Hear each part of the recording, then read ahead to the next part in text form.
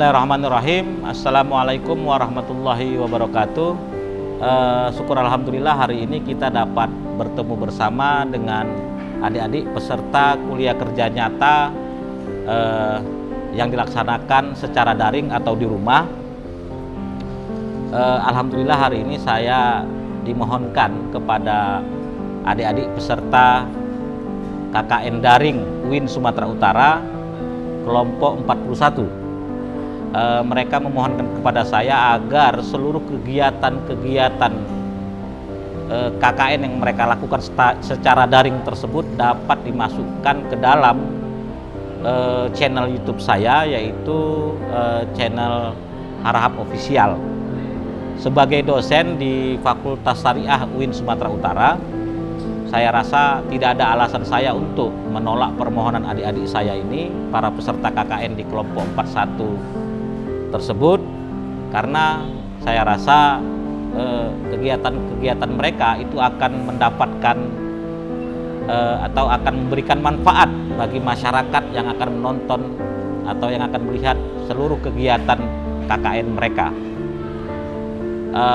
Jadi di dalam channel YouTube saya ini nantinya yang biasanya konsentrasi kepada hukum ketenagakerjaan yang merupakan spesifikasi daripada keahlian saya dalam bidang akademis, harus kita pahami bahwa ada kegiatan-kegiatan KKN ini dimasukkan karena merupakan sebuah kewajiban bagi kita bersama untuk membangun daerah dan negara ini secara umum. Semoga kegiatan-kegiatan KKN atau kuliah kerja nyata daring yang dilaksanakan di rumah oleh adik-adik mahasiswa itu dapat memberikan manfaat kepada kita semua. Mungkin itu saja yang bisa saya sampaikan sebagai pengantar. Nanti kita akan memunculkan sekitar 31 video YouTube mereka. Mungkin itu saja yang saya sampaikan. Wallahul muwaffiq ila aqwamit thoriq. Wassalamualaikum warahmatullahi wabarakatuh. Silakan Ketua kalau ada yang mau disampaikan. Ya, Assalamualaikum warahmatullahi wabarakatuh. Terima kasih sebelumnya kepada Bapak dosen pembimbing lapangan daripada KKN DR 41 yang telah memberikan saya waktu untuk kiranya berterima kasih yang sebesar-besarnya kepada Bapak Dr. Arifuddin Muda Harahap M.Hum yang telah menerima permohonan kami dari kelompok KKN DR 41 atas permohonan daripada untuk memasukkan video-video tugas kelompok maupun individu dari tugas KKN DR kami. Kami ucapkan sekali lagi banyak-banyak terima kasih kepada Bapak.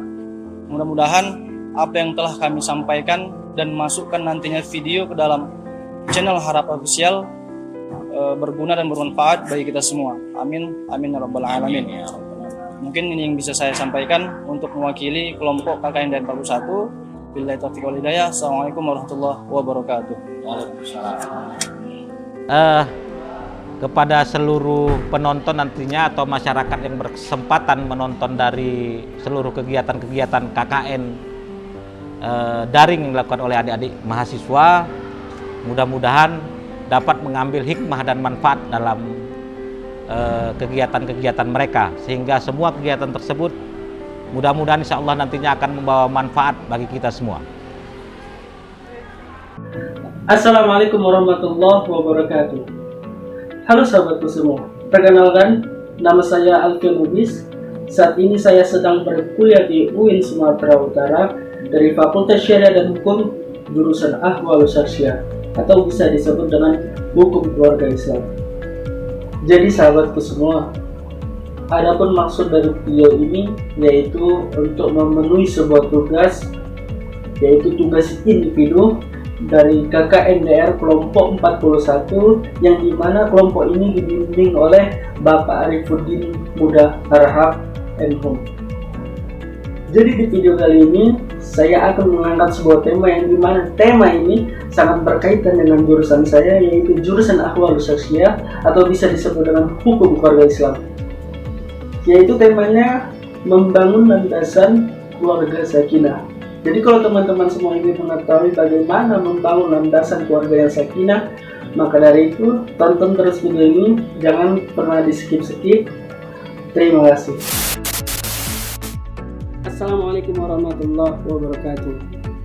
Alhamdulillah, segala puji bagi Allah Tuhan semesta alam, yang mana Allah telah memberikan kita berbagai macam kenikmatan, yaitu nikmat iman dan Islam, sehingga kita bisa menjadi makhluk yang mulia dan makhluk yang bertakwa di sisinya. Salat bersertakan salam marilah kita hadiahkan kepada Nabi Muhammad SAW. Allahumma sholli wa sallim wa barik alaihi, yang mana Rasulullah SAW yang telah membawa kita dari zaman jahiliyah hingga zaman yang penuh dengan ilmu pengetahuan saat ini. Sahabatku sekalian, perlu kita ketahui bahwa setiap makhluk yang berada di muka bumi ini pastinya telah Allah ciptakan untuk saling berpasang-pasangan. Baik itu manusia, baik itu hewan, baik itu tumbuh-tumbuhan, telah Allah ciptakan untuk saling berpasang-pasangan. Seperti yang dijelaskan atau digambarkan di dalam surah Yasin ayat 36 yang berbunyi, A'udzubillahi minasyaitonirrajim. Bismillahirrahmanirrahim. Subhanalladzi khalaqal azwaja kullaha mimma tumbitul ardu wa min anfusihim wa mimma la ya'lamun. Yang artinya, Maha Suci Allah yang telah menciptakan semua berpasang-pasangan, baik dari apa yang ditumbuhkan oleh bumi dan dari diri mereka sendiri, maupun dari apa yang tidak mereka ketahui.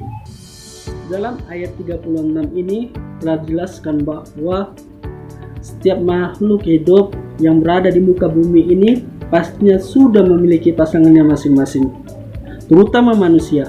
Manusia sudah ada memiliki pasangannya, baik itu laki-laki dan seorang wanita. Laki-laki dan seorang wanita ini berpasang-pasangan untuk saling mengenal. Maksud saling mengenal di sini ialah saling mencintai, saling mengasihi, dan saling menyayangi, dan terbentuknya sebuah keluarga.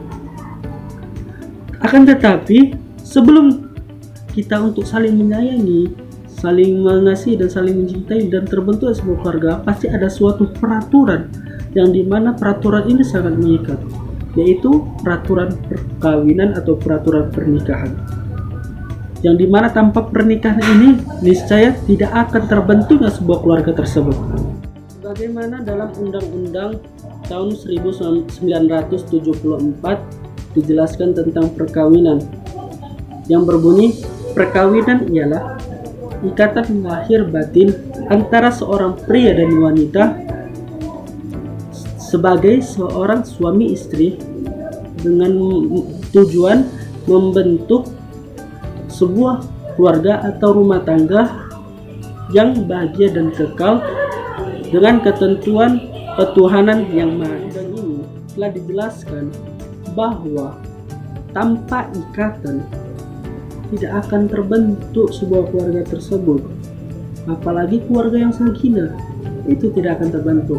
Jadinya kalau kita ingin membentuk sebuah keluarga, haruslah ada sebuah ikatan, yaitu dengan ikatan perkawinan atau ikatan pernikahan sesuai dengan ketentuan hukum Islam atau ketentuan undang-undang yang telah ada di negara ini. Jadi, ketika sudah terbentuk sebuah keluarga, bagaimana cara kita untuk membentuk keluarga yang sakinah, mawaddah, dan warahmah? Ini yang perlu kita ketahui, bahwa yang pertama, apa itu yang dimaksud dengan sakinah, mawaddah, dan warahmah. Adapun yang dimaksud dengan sakinah, bisa kita artikan bahwa sakinah itu adalah kedamaian. Maksudnya di sini ialah kedamaian di dalam diri kita, ataupun ketabahan di dalam diri kita, ataupun kesabaran di dalam diri kita. Karena pastinya nanti di dalam keluarga akan ada sebuah masalah yang tidak kita tahu kapan datangnya. Tanpa kedamaian di dalam diri kita, niscaya apabila ketika ada suatu masalah, pastilah ketika ada masalah tersebut kita langsung main fisik, bisa saja melakukan perceraian, bisa saja melakukan KDRT, itu pun bisa saja. Itu makanya diperlu kedamaian di dalam diri kita, atau kesabaran dan ketabahan di dalam diri kita. Selanjutnya, mawaddah. Mawaddah yang dimaksud di sini ialah cinta. Pastinya setiap manusia memiliki rasa cinta di dalam hatinya, baik itu kepada seorang wanita, baik itu kepada orang tua, baik itu kepada kakak maupun adiknya. Itu pastilah kita sudah memiliki rasa cinta. Akan tetapi cinta yang paling besar itu adalah cinta pada Allah, karena kita harus mencintai Allah, karena Allah lah itu pemilik segalanya. Kalau kita sudah mencintai Allah dan kita sudah membentuk sebuah keluarga, niscaya keluarga itu akan luar biasa bahagianya, karena keluarga itu terbentuk karena Allah, bukan karena nafsu, bukan karena kemauan saja. Jadi itulah yang diperlukan dalam mawaddah atau cinta. Selanjutnya yaitu rahmah. Rahmah yang dimaksud di sini ialah kasih sayang. Kasih sayang yang dimaksud dalam keluarga ini yaitu kasih sayang terhadap keluarga. Baik itu kasih sayang terhadap suami, baik itu kasih sayang terhadap istri, baik itu nanti kasih sayang terhadap anak apabila suami istri ini sudah memiliki anak. Itu sangat diperlukan dalam keluarga. Karena tanpa kasih sayang, maka hanya angan-angan saja keluarga warahmah itu. Dan selanjutnya, bagaimana cara kita untuk membentuk sebuah keluarga yang sakinah, mawaddah dan warahmah? Ini yang perlu kita ketahui, yaitu dari fungsi dari keluarga. Karena dari fungsi ini kita bisa membuat keluarga yang sakinah, mawaddah dan warahmah. Yang pertama, fungsi biologis. Keluarga di fungsi biologis ini ialah sebagai tempat untuk melangsungkan keturunan yang baik dan sah. Maksudnya di sini ialah keluarga adalah tempat bagi seorang suami dan istri untuk melangsungkan keturunan atau untuk memiliki sebuah anak. Karena anak ini sangat penting bagi kehidupan keluarga untuk melanjutkan warisan-warisan dari ayah dan ibunya. Selanjutnya, fungsi edukatif. Adapun maksud fungsi edukatif ini ialah berfungsi sebagai tempat untuk melangsungkan pendidikan. Maksudnya di sini ialah apabila kita memiliki seorang anak, ini sangat penting fungsi edukatif dalam berkeluarga, yaitu melanjutkan pendidikan kepada anak dengan memberikan anak pendidikan yang baik, baik itu pendidikan religius maupun pendidikan yang umum, dengan memasukkan anak kita ke dalam madrasah atau memasukkan anak kita ke dalam SD. Itulah dari fungsi edukatif. Selanjutnya yaitu dari fungsi religius. Ini juga sangat penting dalam kehidupan. Fungsi religius ini yaitu sebagai tempat fungsi yang menanamkan nilai-nilai agama yang paling awal, yang pastinya kita sebagai orang tua atau sebagai ayah dan istri atau sebagai ayah dan sebagai seorang ibu, ketika kita memiliki seorang anak, kitalah yang harus menanamkan nilai-nilai agama yang paling awal. Kita harus menanamkan nilai apa itu rukun Islam, apa itu rukun iman, dan kita harus menanamkan nilai bagaimana membaca yang baik Al-Quran itu. Itulah yang pertama kali dari fungsi religius dalam keluarga. Selanjutnya fungsi protektif, yaitu keluarga harus menjadi tempat yang dapat melindungi seluruh keluarganya dari seluruh gangguan. Karena pastinya nanti di dalam keluarga ada sebuah gangguan-gangguan. Jadi kita sebagai seorang suami atau sebagai seorang ibu atau sebagai seorang istri itu sangat penting untuk menjaga keluarga, baik itu menjaga anak, baik suami menjaga istri, baik istri menjaga suami, baik istri juga menjaga anak. Itulah sangat penting sebuah keluarga dan fungsi dari protektif ini. Selanjutnya fungsi sosialis. Maksudnya fungsi sosialis di sini ialah keluarga juga sebagai tempat untuk melakukan sosialisasi nilai-nilai dari dalam keluarga.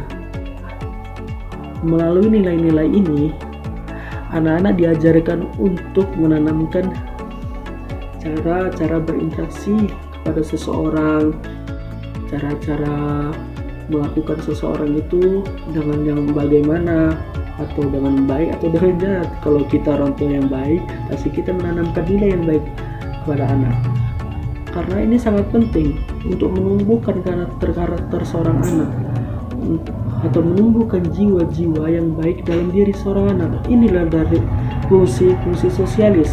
Karena tanpa fungsi sosialis ini pasti tidak akan terbentuk jiwa atau karakter yang baik pada seorang anak.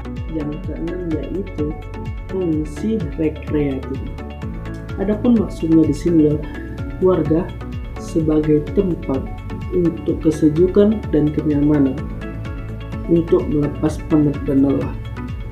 Apabila kita sebagai seorang suami yang melakukan pekerjaan sudah dari pagi sampai sore, itu kan pasti capek, pasti kita merasa lelah, merasa pengen istirahat.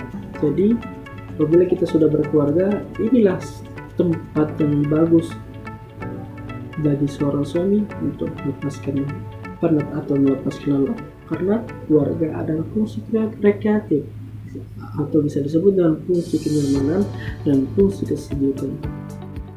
Apabila kita menjadi seorang istri, kita juga harus memberikan kesejukan kepada seorang suami dengan senyuman dan tawaran yang manis dan lembut. Itulah fungsi dari seorang istri juga di fungsi rekreatif ini. Jadinya kalau fungsi rekreatif ini tidak ada, pastilah keluarga akan menjadi amburadul, pasti akan selalu berantem atau KDRT lah yang biasa terjadi pada saat ini. Selanjutnya yang ketujuh yaitu fungsi ekonomis. Inilah yang sangat penting dari kehidupan keluarga. Kemapanan berada di atas segalanya. Uang berada di atas segalanya. Untuk kehidupan di dunia ini, bukan untuk kehidupan di akhirat. Karena di dunia ini uang mengatur segalanya. Jadi kalau kita ingin keluarga kita bahagia, kalau kita ingin keluarga kita berkecukupan untuk kebutuhan-kebutuhannya, maka diperlukanlah uang. Maka dari itu kita sebagai seorang suami atau sebagai seorang kepala rumah tangga haruslah bekerja untuk mendapatkan uang untuk memenuhi kebutuhan keluarga. Mungkin ini saja yang bisa kita pahami dari fungsi-fungsi ini. Karena dengan fungsi-fungsi ini, niscaya keluarga yang kita dambakan, keluarga yang kita inginkan, yaitu keluarga sakinah mawaddah dan warahmah atau keluarga yang ideal, bahagia dan kekal, pasti akan terwujud. Mungkin ini saja yang bisa saya sampaikan. Apabila ada perkataan saya yang salah atau ada penyampaian saya yang salah, mohon dimaafkan. dan kepada Allah saya mohon ampun. Wabillahi taufiq wal hidayah. Assalamualaikum warahmatullahi wabarakatuh.